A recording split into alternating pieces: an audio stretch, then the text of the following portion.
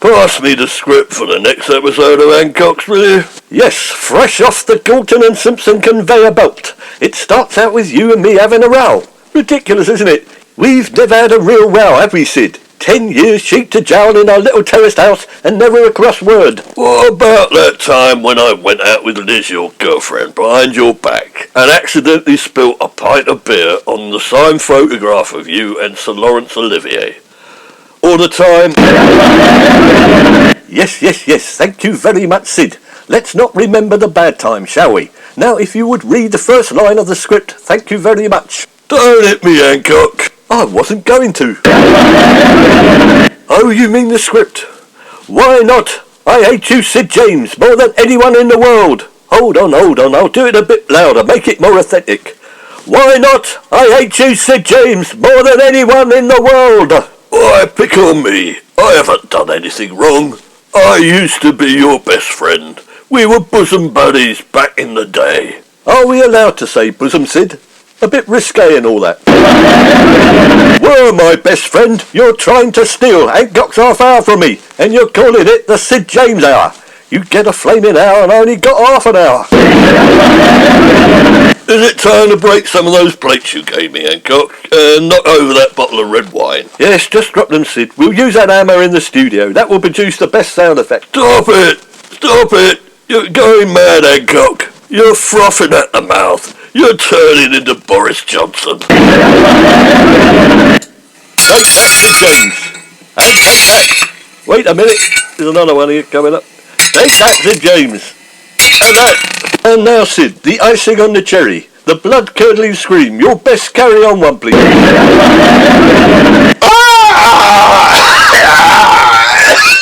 Right, as they say, that one's in the can. We'll sort out the finer points in rehearsals at the BBC next Monday.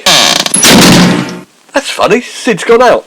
That's strange, he never said anything. Didn't even say goodbye. I wonder where he's going. Meanwhile, next door at number 21 Railway Cuttings.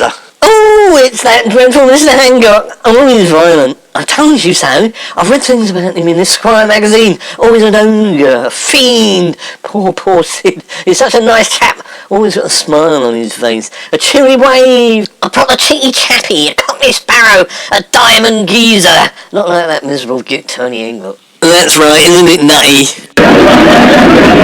Yes, I've got a terrible feeling he's done away with Mr. James. It was in the tarot cards I dealt last night, Giles. Fortunately, Nutty, I made a recording, so everyone will believe us and not him. And into the bargain, we might be able to sell it. I'll ring Esquire magazine, they're always looking for some filth to rake up. Hancock's a minor celebs, so that might buy us a few quid to get the dirt on him. Yes, that's a good idea, Giles. And he's a conservative into the bargain. 2 birds with 1 stone. That will teach him to do away with poor Mr. James, salt of the earth. He's a working man like us, for God's sake. Up the workers!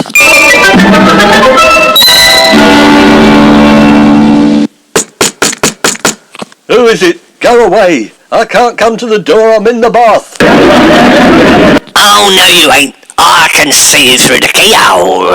I'm in the bath, I tell you. No, you ain't. We got a body camera pointed on you through the window.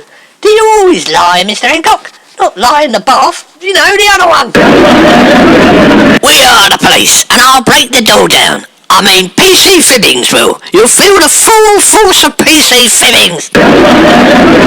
Yes, all right, I'll come to the door. You leave it alone. Just make sure you're decent. Put a towel round you. We don't want a further offence of flashing, do we, sir? Though I don't suppose there's much to flash, is there?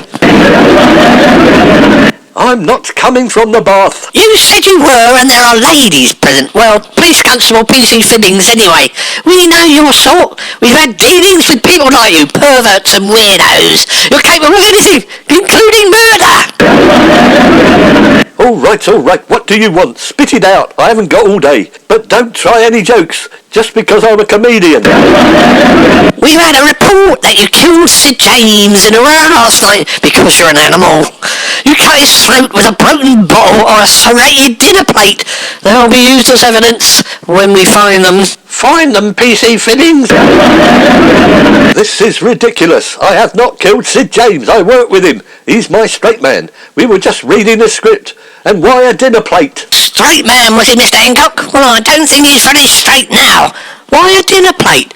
We heard you made a meal of killing him. Ha ha ha ha. It's no good lying, Mr. Hancock. We've got a tape recording of you killing him.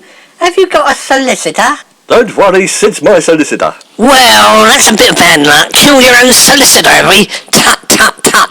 Very clumsy. Kill the only witness who knows you did it too, didn't you, Sid James?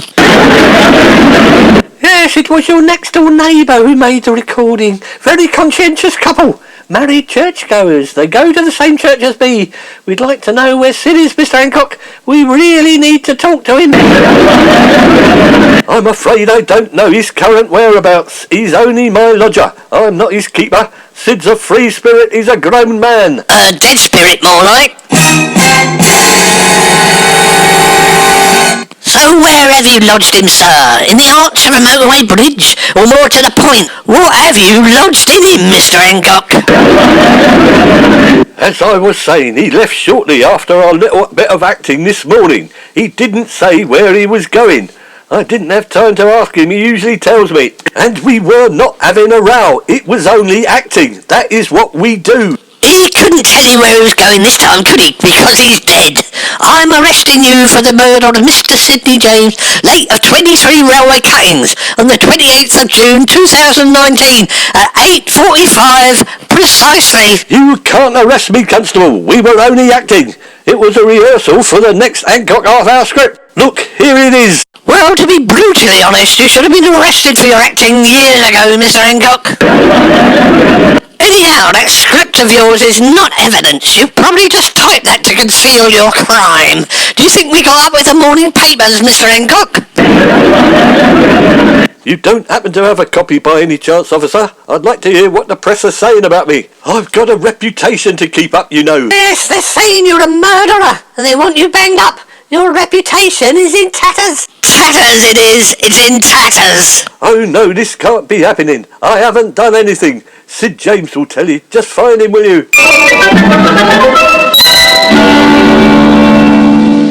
Mr. Hancock, will you open up? We want to talk to you about Sid James, that family favourite, that comedy legend, star of stage and screen. All right, don't rub it in. I've got the message. You're a fan, aren't you? But I can't come. I'm too busy strangling the cat. Hancock strangling the cat. See if you can get a photo through the window. It's all right. Don't bother. I was only joking. We haven't got a cat. He's already killed the cat. Get on to the Daily Star office immediately. Oh, go away. Is it all right if just two of us come in to speak to you, Mr. Hancock? We'll put your side of the story on the front page. Front page, eh? Well, they say there's no such thing as bad publicity. All right, reluctantly I will. But make sure you take pictures of my good side. It's the left side looking at you from where you're sitting. Good evening. I'm Ken Owen Snodley, the chief correspondent on the Daily Telegraph. Pleased to meet with you, Mr. Hancock. Muchas gracias and all that. And I'm Thelma Crockett, chief celebs reporter on The Sun. Mr. James is very popular with our readers, Mr. Hancock. Of course he is. But what about me? All I keep hearing is Sid James this, Sid James that. Oh, let's cut to the chase, Mr. Hancock. The reason we're here is why did you kill Sir James, that well-loved comedy genius who has a place in the heart of everyone who has art? What on earth drove you to deprive us of this comedy lion? I have not killed anyone, let alone Sid James. Tut, tut, tut, Mr. Hancock. Honesty is the best policy. Where is he? We have the recording from next door. Threats, a scream. We have motive, you were jealous of Sid, and coveted his success. We know the weapon, dinner plates. All we need now is the body. We'll give you £1,000 for exclusive pictures of the corpse. Well, if I know Sid, he's probably down at East Cheam Arms. It's 8 o'clock, so he'll be bladdered. That's where he usually is most evenings, but be careful, he'll probably want a fight. Oh, you wouldn't be trying to make out that Sid James is violent, would you, Mr. Hancock? Oh, we would go down East Cheam Arms, but we don't think he's there. We think he's buried somewhere, probably under the patio. That's the usual place. I'm sorry to disappoint you, but we haven't got a patio. Anyway, Sid wouldn't be seen dead in the garden. I don't know where he is. He usually tells me if he's going out, but he didn't. It might have slipped his memory. You'll just have to take my word for it. But your word means nothing, Mr. Hancock. And it probably slipped his memory because his head was bashed in like a sieve full of jagged earls, you know.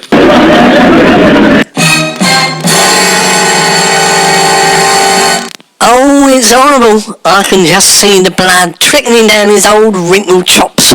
I'll put that bit in. Look, Miss Crockett, I'll hold Hancock here, and you go around and look for any blood stains. Knowing the police, they would have missed them. Oh, look, Mr. Snidely. There's a red stain all over the carpet. Oh, that's nothing. That's red wine. I just haven't cleaned up yet. Well, let me see. Oh, it's all right. It's a Cabernet Sauvignon. His story's holding up, Thelma. Well, there's nothing more we can do here. We'll come back tomorrow.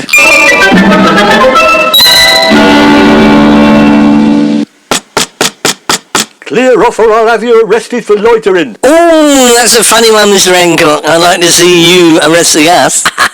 Is that in your script too? Going to be on telly, are we? We've come here to arrest you, and you'll be held on bail on suspicion of murder, unless you can put up £250,000 bail. Well, I'm sorry, officer. I just don't carry that sort of money around. Oh, let me have a look. I've got precisely £6.89. Put the cuffs on him, PC Fibbins. Nice and tight. These actors are slippery creatures. You can't bribe us with £6.89. Cough up or else. Hello, Hancock. What have you been up to while I've been away? Well, blow me down. It's the ghost of Sid James. Where the hell have you been? What have I been up to? Killing you, apparently. Well, at least you're not dead. Well, it looks like we've been a bit unlucky this time, Mr. Hancock. But don't forget, there's always a next time. Why didn't you tell me you were going out, Sid? Oh, I forgot. I'm sorry, Hancock. It's not important, though, is it? I've been down with sisters. It's her anniversary. I thought I told you. Well, it may not be important to you, but for the last 2 days I've been accused of murdering you by the neighbours, the press, the police, just because you didn't have the common courtesy to let me know where you're going. I could kill you. Don't you threaten me, Hancock. Don't you start throwing plates, Sid James.